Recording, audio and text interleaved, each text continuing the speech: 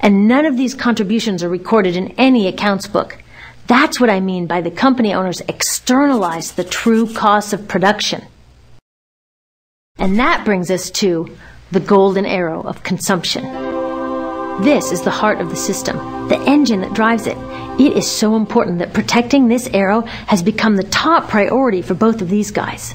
That's why after 9/11, when our country was in shock, and President Bush could have suggested any number of appropriate things, to grieve, to pray, to hope.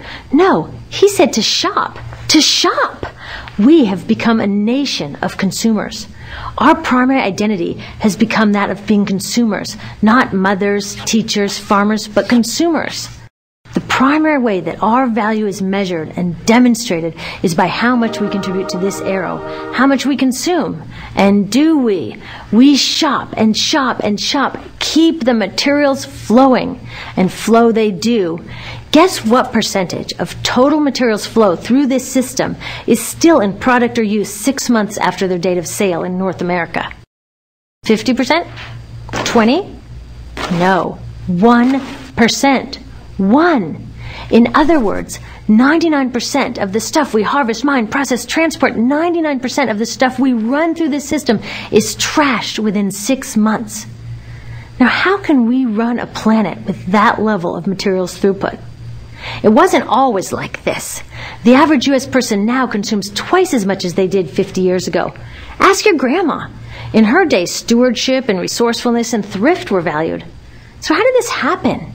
Well, it didn't just happen. It was designed. Shortly after World War II, these guys were figuring out how to ramp up the economy. Retailing analyst Victor Lebow articulated the solution that's become the norm for the whole system. He said, our enormously productive economy demands that we make consumption our way of life, that we convert the buying and use of goods into rituals, that we seek our spiritual satisfaction, our ego satisfaction in consumption. We need things consumed, burned up, replaced, and discarded at an ever-accelerating rate. President Eisenhower's Council of Economic Advisors chairman said that the American economy's ultimate purpose is to produce more consumer goods. More consumer goods? Our ultimate purpose? Not provide health care or education or safe transportation or sustainability or justice?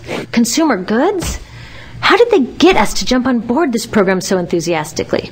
Well, two of their most effective strategies are planned obsolescence and perceived obsolescence. Planned obsolescence is another word for designed for the dump. It means they actually make stuff to be useless as quickly as possible, so we'll chuck it and buy a new one. It's obvious with things like plastic bags and coffee cups, but now it's even big stuff. Mops, DVDs, cameras, barbecues even, everything. Even computers. Have you noticed that when you buy a computer now, the technology is changing so fast that in just a couple of years, it's actually an impediment to communication? I was curious about this, so I opened up a big desktop computer to see what was inside. And I found out that the piece that changes each year is just a tiny little piece in the corner. But you can't just change that one piece because each new version is a different shape. So you gotta chuck the whole thing and buy a new one.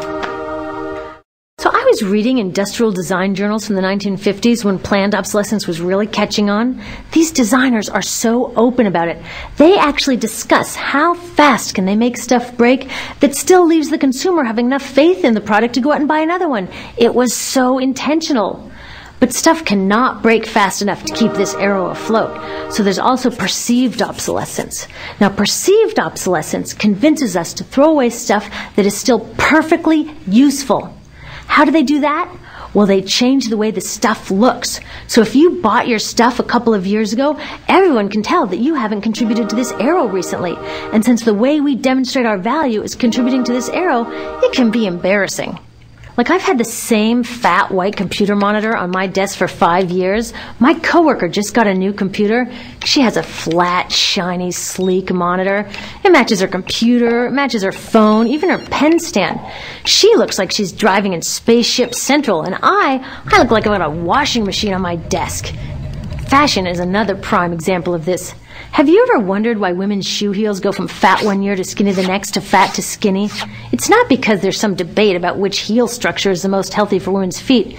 It's because wearing fat heels in a skinny heel year shows everybody that you haven't contributed to that era as recently, so you're not as valuable as that person in skinny heels next to you, or more likely in some ad. It's to keep us buying new shoes. Advertisements and media in general plays a big role in this. Each of us in the U.S. is targeted with over 3,000 advertisements a day. We see more advertisements in 1 year than people 50 years ago saw in a lifetime. And if you think about it, what's the point of an ad except to make us unhappy with what we have? So 3,000 times a day, we're told our hair is wrong, our skin is wrong, our clothes are wrong, our furniture is wrong, our car is wrong, we are wrong, but it can all be made right if we just go shopping. Media also helps by hiding all of this and all of this. So the only part of the materials economy we see is the shopping.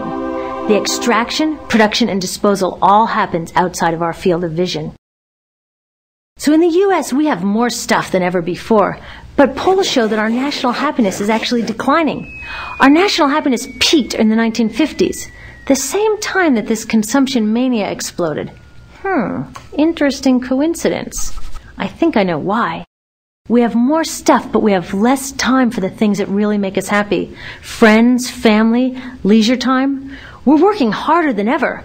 Some analysts say we have less leisure time than any time since feudal society. And do you know what the two main activities are that we do with the scant leisure time we have? Watch TV and shop. In the U.S., we spend 3 to 4 times as many hours shopping as our counterparts in Europe do.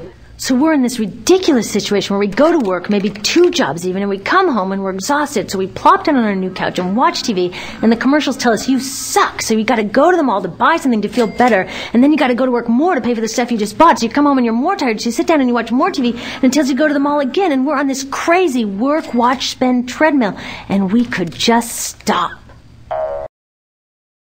So in the end, what happens to all the stuff we buy anyway? At this rate of consumption, it can't fit into our houses, even though the average house size has doubled in this country since the 1970s. It all goes out in the garbage. And that brings us to disposal.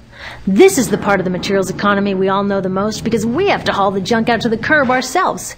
Each of us in the United States makes 4.5 pounds of garbage a day. That's twice what we each made 30 years ago. All of this garbage either gets dumped in a landfill, which is just a big hole in the ground, or if you're really unlucky, first it's burned in an incinerator and then dumped in the landfill. Either way, they both pollute the air, land, water, and don't forget, change the climate. Incineration is really bad. Remember those toxics back in the production stage? Well, burning the garbage releases the toxics up into the air. Even worse, it makes new super toxics, like dioxin. Dioxin is the most toxic man-made substance known to science, and incinerators are the #1 source of dioxin. That means that we could stop the #1 source of the most toxic man-made substance known just by stopping burning the trash. We could stop it today.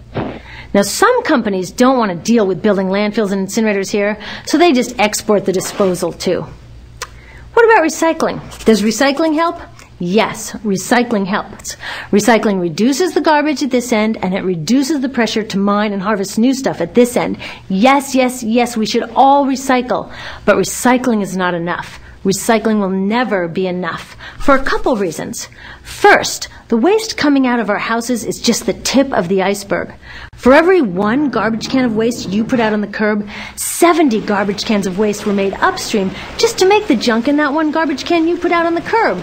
So even if we could recycle 100% of the waste coming out of our households, it doesn't get to the core of the problems. Also, much of the garbage can't be recycled, either because it contains too many toxics or it's designed not to be recyclable in the first place. Like those juice packs, where they have layers of metal and paper and plastic all smushed together, you can never separate those for true recycling.